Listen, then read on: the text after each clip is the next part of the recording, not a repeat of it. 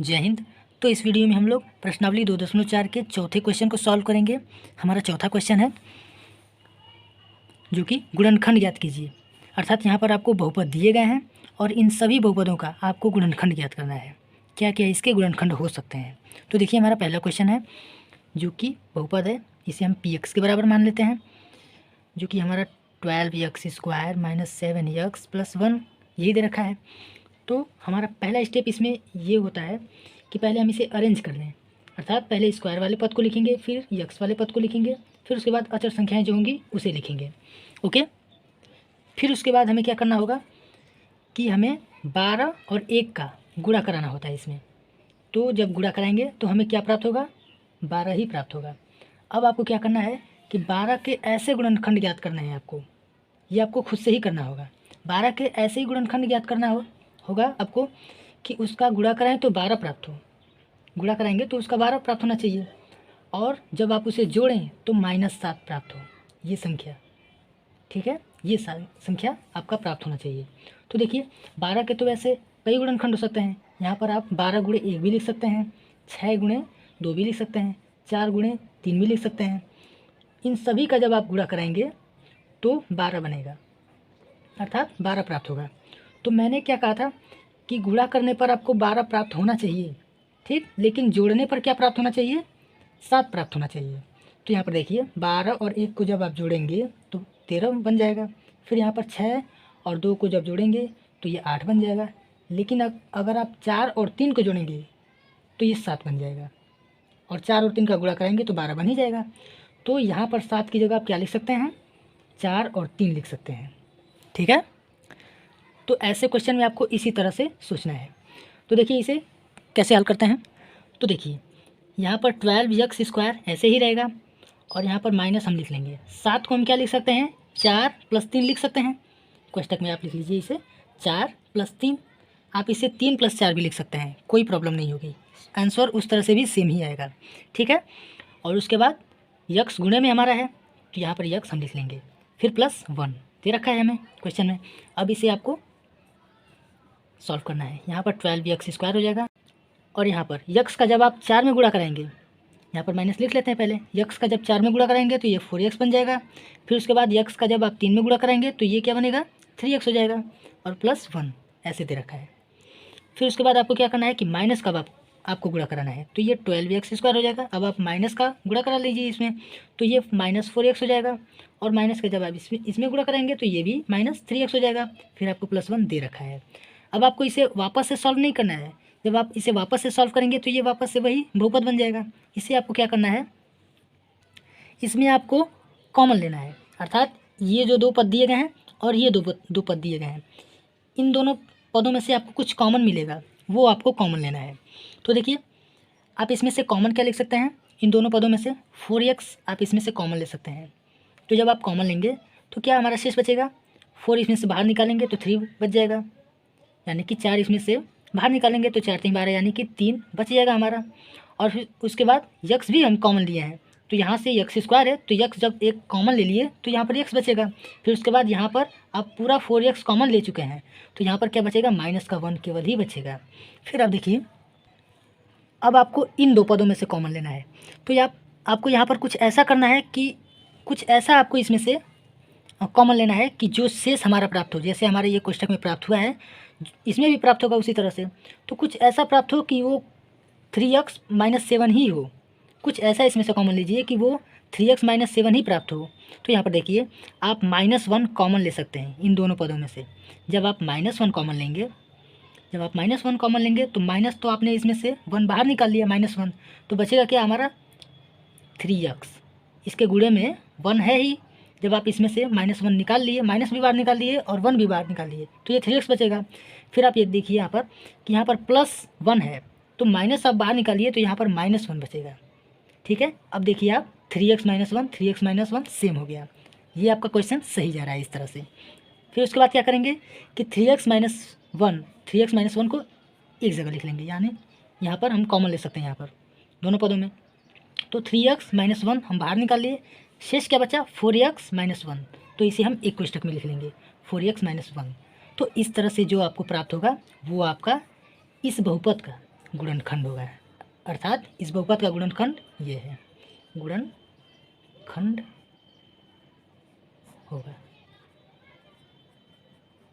तो इस तरह से आपने पहले क्वेश्चन को पूरी तरह से सॉल्व कर दिया है। अब हम दूसरे क्वेश्चन को भी सॉल्व करते हैं। दूसरा क्वेश्चन है हमारा 2x² + 7x + 3। इसे आपको क्या करना है कि पहले बहुपद px के बराबर मानना है। तो ये 2x² + 7x + 3 हो जाएगा। फिर मैंने क्या बताया था आपको कि 2 और 3 का गुणा कराना है आपको।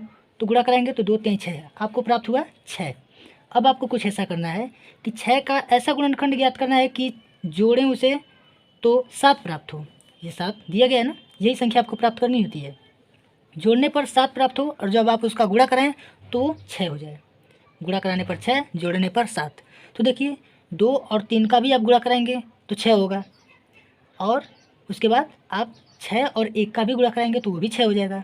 तो देखिए हमने क्या कहा था कि गुणा कराने पर 6 प्राप्त हो, तो 6 तो यहाँ पर प्राप्त हो गया। लेकिन वही संख्या अगर आप जोड़ें, 2 और 3 को जोड़ें तो क्या प्राप्त होना चाहिए? 7 प्राप्त होना चाहिए, ये संख्या प्राप्त होनी चाहिए। तो देखिए जब आप इसे जोड़ेंगे तो 5 प्राप्त होगा। तो इस तरह से ये ऑप्शन हमारा गलत हो जाएगा। अब आपको क्या करना है, इस ऑप्शन पे जाना है। तो देखिए यहाँ पर 6 का 1 में गुणा कराएंगे तो 6 प्राप्त हो गया, और 6 और 1 को जोड़ेंगे तो ये बेसिकली 7 प्राप्त हो जाएगा आपका, अर्थात ये ऑप्शन हमारा सही होगा। तो 7 को हम 6 + 1 लिख सकते हैं। तो देखिए आपको क्या करना है, यहाँ पर 2x² ऐसे ही रहने देना है, फिर प्लस आपको क्या करना है, यहाँ पर 7 को क्या लिख सकते हैं, 6 + 1 लिख सकते हैं। फिर यहाँ पर x गुणे में है, गुणे में कर लेते हैं, फिर +3। फिर यहाँ पर देखिए 2x² ये हो जाएगा, फिर x का गुणा 6 में कराएंगे तो ये क्या बन जाएगा, 6x बन जाएगा। फिर x का गुणा 1 में कराएंगे तो ये x बन जाएगा, फिर +3 ऐसे ही दिया है। तो अब इन दो पदों को उठाना है, इन दो पदों को उठाना है, आपको कॉमन खोजना है। कॉमन देखिए इसमें क्या मिल रहा है हमें, तो देखिए यहाँ पर 2x इन दोनों में कॉमन मिल रहा है। जब आप 2x बाहर निकालेंगे तो यहाँ पर 2x तो एक बाहर निकल गया, बचेगा केवल x बच गया हमारा, x लिख लीजिए। फिर उसके बाद प्लस, इसमें से 2x जब बाहर निकालेंगे तो क्या बचेगा हमारा, 2 3 6 यानी 3 बचेगा, और x तो आपने बाहर ही निकाल लिया पहले, अर्थात आपका x + 3 केवल शेष बचेगा। और जब आप इसका गुणा कराएंगे वापस से ना इन दोनों में 2x का, तो वापस से हमें यही संख्या मिल जाएगी। ठीक है, फिर अब आपको कुछ ऐसा इसमें से कॉमन लेना है कि जो हमारा शेषफल अर्थात जो शेष प्राप्त हो वो x + 3 ही प्राप्त हो, यही संख्या प्राप्त होनी चाहिए जो कोष्टक में हमारा है। तो देखिए हम क्या कॉमन ले सकते हैं, 1 कॉमन ले सकते हैं दोनों में, इन दोनों के गुणे में एक तो है ही, तो एक कॉमन ले सकते हैं, अर्थात हम +1 कॉमन ले लिए। फिर शेष क्या बचेगा, यहाँ पर x और 3 ही प्राप्त होगा। ठीक है, इसे सॉल्व करते हैं। तो x + 3 को आप एक जगह पे लिख लीजिए, x + 3, और 2x + 1 ये हमारा शेष बचेगा। तो इसे हम एक कोष्टक में लिख लेते हैं, तो 2x + 1, और ये आपका गुणनखंड कहलाएगा। किसका गुणनखंड कहलाएगा, इस बहुपद का गुणनखंड कहलाएगा। ठीक है ना, तो ये आपका गुणनखंड हो जाएगा, गुणनखंड होगा। ठीक है, किस बहुपद का होगा, इस बहुपद का होगा। इस तरह से आपने दूसरे क्वेश्चन को सॉल्व कर दिया है। अब तीसरा क्वेश्चन है हमारा, तीसरा क्वेश्चन है 6x² + 5x - 6। इसे आपको क्या करना है कि px के बराबर मान लीजिए इसे बहुपद। अब आपको मैंने क्या बताया था कि 6 का 6 में गुणा होगा यहाँ पर, तो 6 6 के 36 प्राप्त हुआ, हमारा 36 प्राप्त हुआ। अब आपको क्या करना है कि 36 का ऐसा गुणनखंड ज्ञात करना है कि उसका गुणा करें हम तो 36 प्राप्त हो, और जब उसे हम क्या करें, घटाएं, यहाँ पर घटाने के लिए कह रहा है, घटाएं तो क्या प्राप्त हो, +5 प्राप्त होना चाहिए आपको, +5 प्राप्त होना चाहिए। तो हम देखिए अगर 9 का 4 में गुणा कराते हैं तो हमें 36 प्राप्त होता है, और बेसिकली 9 में से 4 घटाएंगे तो क्या प्राप्त होगा, हमारा 5 प्राप्त होगा, जो कि +5 होगा। इस क्वेश्चन को समझ लिया आपने। तो देखिए यहाँ पर 6x² हो जाएगा, और प्लस आप 5 को क्या लिख सकते हैं, 9 - 4 लिख सकते हैं, तो ये 9 - 4 लिख लिए, और गुणे में क्या है हमारा x। इसको आप वापस से जब सॉल्व करेंगे ना तो ये वापस से 5x ही बन जाएगा, अर्थात आपने इसमें कोई परिवर्तन नहीं किया है। फिर उसके बाद देखिए 6, फिर उसके बाद इसे सॉल्व करते हैं तो ये 6x² हो जाएगा, x का गुणा 9 में कराएंगे तो ये प्लस का क्या बनेगा, 9x हो जाएगा। फिर x का गुणा 4 में कराएंगे तो ये 4x हो जाएगा, जो कि माइनस का है। ठीक है, फिर यहाँ पर -6। अब आपको ये दो पद उठाने हैं, ये दो पद उठाने हैं, जैसा कि हमने ऊपर करते हुए अभी आया है, और इसमें कॉमन लेना है। कॉमन हमें क्या मिल रहा है यहाँ पर, आप ध्यान से देखिए। तो आपको तो 3x जब कॉमन लेते हैं तो शेष क्या बचता है हमारा 3, यानी कि 3 जब कॉमन ले लिया इसमें से तो 2 बचेगा, और x भी हमने कॉमन ले लिया तो यहाँ पर बेसिकली केवल x बचेगा। एक x हमने इसमें से कॉमन ले लिया है। फिर हमें क्या करना है कि अब इसमें से 3x कॉमन लेना है। तो x तो आपने कॉमन ले लिया, फिर उसके बाद 3 भी कॉमन लेना है आपको। तो 3 3 9, केवल 3 ही बचेगा। x आपने कॉमन ले चुका है यहाँ पर, ठीक है। अब इसमें से हमें क्या कॉमन लेना है कि जो हमारा शेषफल प्राप्त हो वो 2x + 3 ही प्राप्त होना चाहिए वो, ठीक है, जो इस कोष्टक में लिखा गया है। तो देखिए आप क्या कर सकते हैं इसमें आपको केवल और केवल 2 ही कॉमन लेना है, और वो भी -2। जब आप -2 कॉमन लेंगे तो बेसिकली ये 2 दूना के 4, यहाँ पर 2x बचेगा, क्योंकि आपने माइनस यहाँ पर कॉमन ले लिया है तो ये माइनस बाहर निकल जाएगा, केवल 2x ही बचेगा, वो भी प्लस का। फिर आप देखिए -2 इसमें से जब इसमें से कॉमन लेंगे तो क्या बचेगा, माइनस तो आपने कॉमन ले लिया, यहाँ पर प्लस हो जाएगा। फिर उसके बाद 2 भी कॉमन लिया तो यहाँ पर 2 3 6, यानी 3 ही शेष बचेगा। अर्थात 2x + 3 इस कोष्टक में भी मिला और 2x + 3 इस कोष्टक में भी मिला। तो आप इसे लिखेंगे कैसे, 2x + 3 आपने यहाँ पर लिख लिया, ठीक है, और फिर दूसरे कोष्टक में हमारा 3x - 2 हो जाएगा। ओके, ये आपका गुणनखंड हो गया। किसका गुणनखंड हुआ, इस तीसरे क्वेश्चन का, जिसे हम लोग अभी सॉल्व किए हैं, ठीक है। तो ये आपका आंसर हो जाएगा। अब हम लोग चौथे क्वेश्चन को सॉल्व करते हैं। वो है हमारा 3x² - x -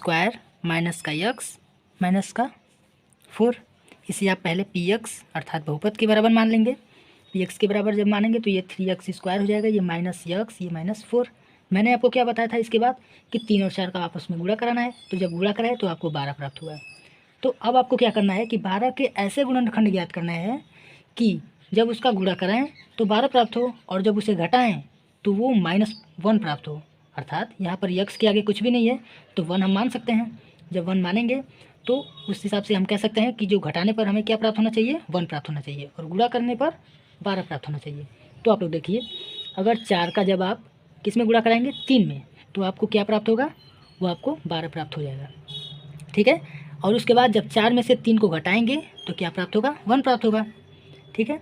तो यहाँ पर 1 प्राप्त हो गया। अब आप इसे लिखेंगे, कैसे लिखेंगे, देखिए यहाँ पर 3x² होगा, और आप 1 को यहाँ पर माइनस है, यहाँ पर तो माइनस हम लिख लेंगे। फिर आपको क्या करना है कि 4 में से 3 को घटाएंगे तो 1 प्राप्त होगा। तो अर्थात आप 1 को क्या लिख सकते हैं, 4 - 3 लिख ही सकते हैं। तो देखिए ये 4 - 3 हो जाएगा, और x आपका गुणे में है तो गुणे में लिख लेंगे इसे।